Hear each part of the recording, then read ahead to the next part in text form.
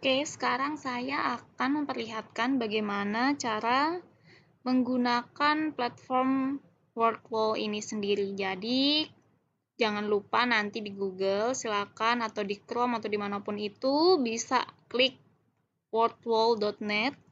Kemudian, Bapak Ibu di sini bisa masukkan emailnya, ya, di login. Silakan masukkan email Bapak Ibu yang biasanya digunakan.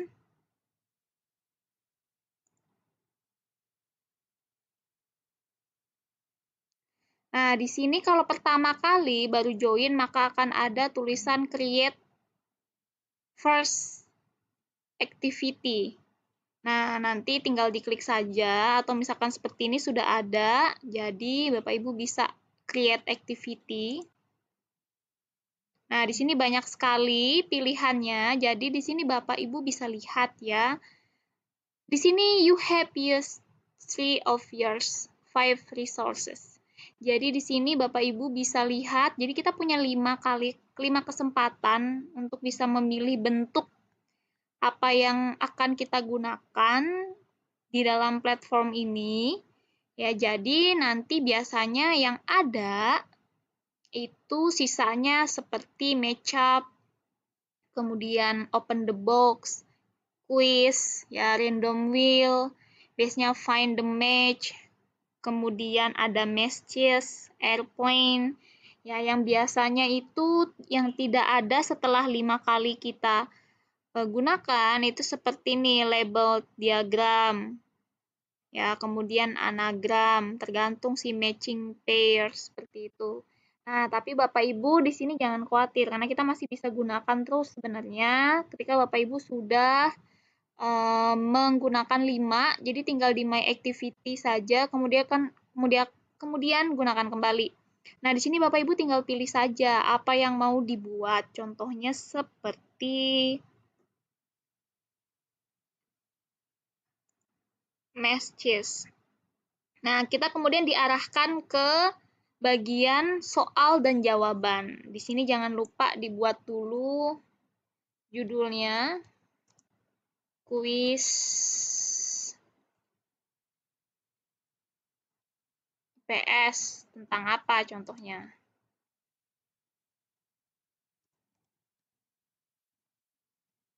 Nah, selanjutnya di sini Bapak Ibu bisa kalau mau ada gambar, bisa di-search atau misalkan di-upload sesuai dengan gambar yang sudah Bapak Ibu sediakan. Kalau misalkan tidak, ya sudah berarti tinggal masukkan soalnya saja. Contohnya misalkan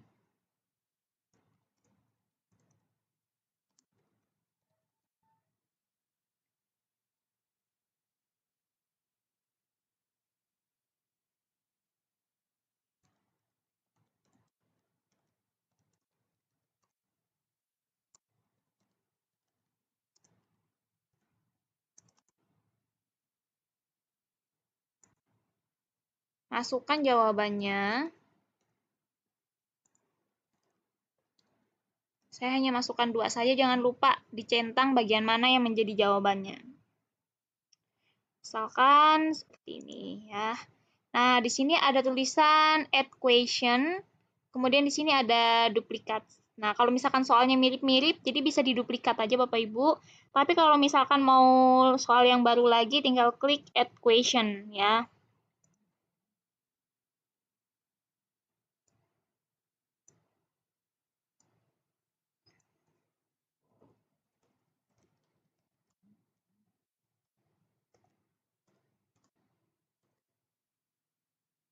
Jangan lupa dirubah jawabannya. Contohnya seperti ini sudah. Jadi di sini saya hanya 2 soal saja, ini sebagai contoh. Jadi jangan lupa klik done kalau sudah selesai. Jadi saya tidak gunakan gambar.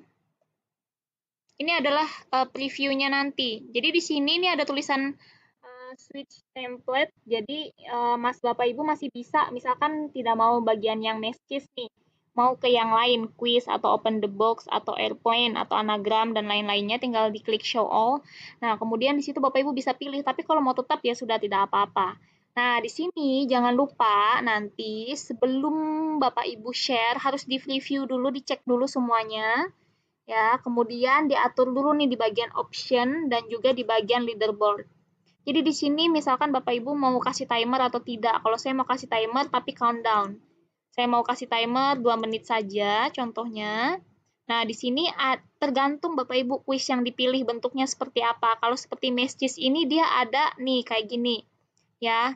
Nih, live-nya berapa nih, dia kesempatan untuk bisa bertahannya. Di sini saya buat unlimited aja. Kemudian kesulitannya itu seperti apa. Jadi saya buat 5 di sini. Nah, di sini shuffle question. Jadi nanti tiap anak akan mendapatkan soal yang dia itu urutannya berbeda, tidak seperti urutan yang sudah Bapak Ibu buat di saat Bapak Ibu membuat soal tadi. Nah, jadi tidak, saya maunya berurutan, kemudian pasti di akhir game saya mau tunjukkan jawabannya. Sudah, kemudian klik apply to this activity. Jangan lupa ke leaderboard, bagian option lagi. Di sini saya mau, karena murid saya 28, jadi saya pilih 40. Kemudian ya sudah tidak apa-apa, kuis ini berlaku untuk 1 tahun.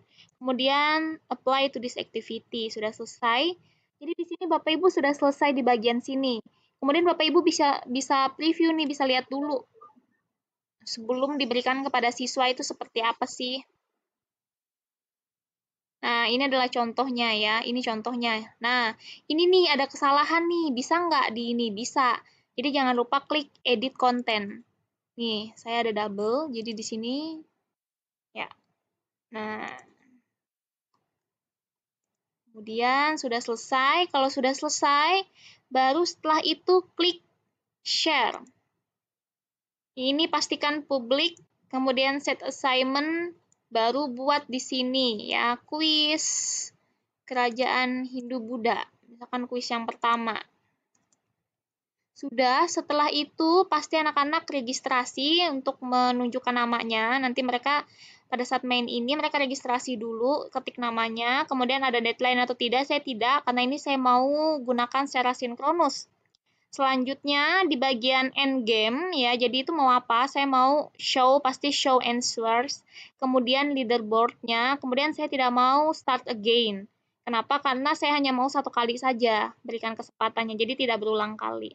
Kemudian saya akan klik start. Baru setelah itu di sini Bapak Ibu akan mendapatkan copy linknya. Jadi jangan lupa di copy linknya. Ya, setelah di copy boleh diarahkan ke Google Classroom juga boleh atau pada saat sinkronus juga boleh. Jadi seperti itu. Nah, setelah itu Bapak Ibu sudah selesai, diberikan saja linknya, anak-anak bisa bermain sendiri. Setelah bermain sendiri, nanti anak-anak klik start-nya sendiri juga. Setelah itu apa yang kita kerjakan? Yang kita kerjakan adalah memantau. Memantau anak-anak itu jawabannya benar atau tidak, itu di bagian mana? Itu di bagian My Result. Nah, ini ya, ini di bagian My Result, ini contohnya. Saya log out dulu.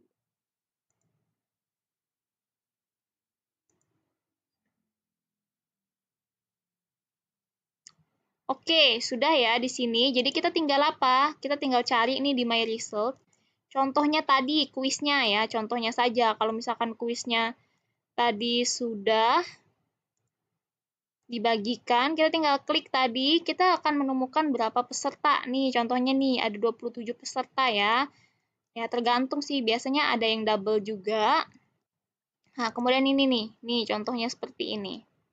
Nah, kita di sini bisa lihat nih, ya leaderboard-nya, berapa nih yang mereka berapa benarnya, kemudian dalam waktu berapa detik atau berapa menit mereka menjawab soal.